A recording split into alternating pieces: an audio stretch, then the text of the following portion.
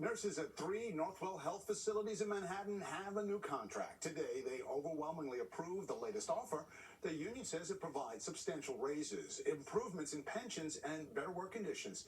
1,500 nurses had threatened to strike in early November after rejecting the hospital's contract offer, but they stayed on the job while talks continued. And New Jersey Transit and Amtrak service will soon be getting funds to help improve the system. In the last hour, U.S. Congressman Frank Pallone of New Jersey announced a $112 million investment that will modernize transit infrastructure along the Northeast Corridor. The funding includes $18.6 million to upgrade the signal system between New Brunswick and Elizabeth, $13.4 million for modernization across a 23-mile stretch in northern New Jersey, and $80 million for upgrades at the Kearny substation.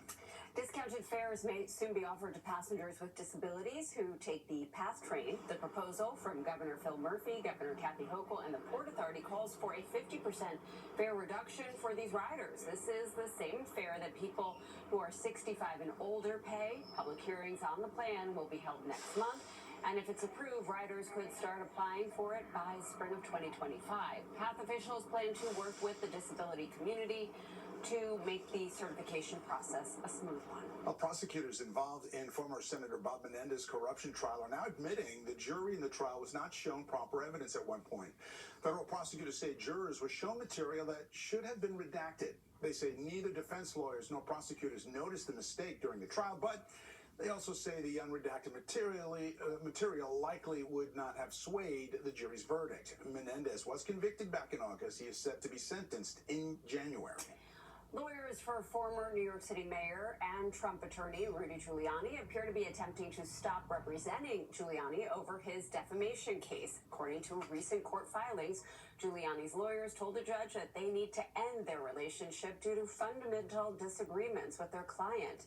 Details of the exact disagreement in question were redacted in court records.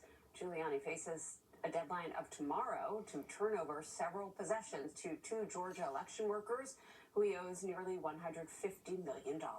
A publication known for its satirical take on the news just acquired a website devoted to conspiracy theories. The Onion says it won the bidding for Alex Jones's InfoWars at a bankruptcy auction. The purchase was supported by families of the mass shooting victims at Sandy Hook Elementary School, who Jones owes more than $1 billion in defamation judgments after calling the massacre a hoax.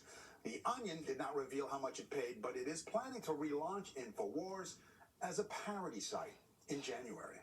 Well, they say that all good things come to an end, and if you are a Six Flags regular, well, you got to wave goodbye to Kingda Ka. Great Adventure says it is retiring the world's tallest roller coaster to make way for the first boomerang coaster. The Flash Vertical Velocity will debut in 2025 at Six Flags in Jackson, New Jersey, and a second thrill coaster is coming in 2026. The new signature attractions are part of Six Flags' $1 billion investment in its theme parks. I admit it, I'm a roller coaster fan. I can't wait to check them out. We'll be right back. Get you caught up with a look at today's top stories. And taking a live look outside, we're back with a final check of the weather. At Northwell